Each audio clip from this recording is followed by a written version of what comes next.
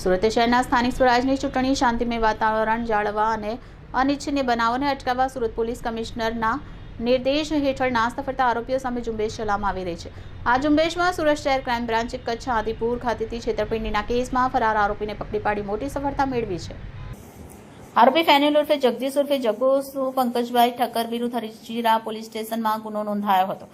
ગત નવેમ્બર 2024 દરમિયાન આરોપીએ ગુનાહિત કાવતરું રચી સુરત હજીરા દાણી પોર્ટ પર ટ્રક મારફતે આવતા રોક ફોસ્ફર મટીરીયલમાંથી આશરે 70 ટનનો જથ્થો ગાયબ કરી છેતરપિંડી આચરી હતી। આ ગુનામાં આરોપી ફેનિલની સંડોવણી બહાર આવતા તે ધરપકડથી બચવા નાસ્તો ફરતો હતો। ચોક્કસ બાતમીના આધારે police team Kutch Gandhidham Adipur Gajwani road Nakoda Nagar ખાતેથી ફરાર આરોપીને ઝડપી લીધો। આરોપી ફેનિલ વિરુદ્ધ ભારતીય નાગરિક સુરક્ષા સંહિતા 2023ની કલમ 72 હેઠળ ધરપકડ વોરંટ ઇસ્યુ થઈ હતું। ક્રાઇમ બ્રાન્ચે આ વોરંટના અમલમાં આરોપીને પકડી પાડી હજીરા પોલીસ સ્ટેશનને સોંપવાની તજવીજ હાથ ધરી।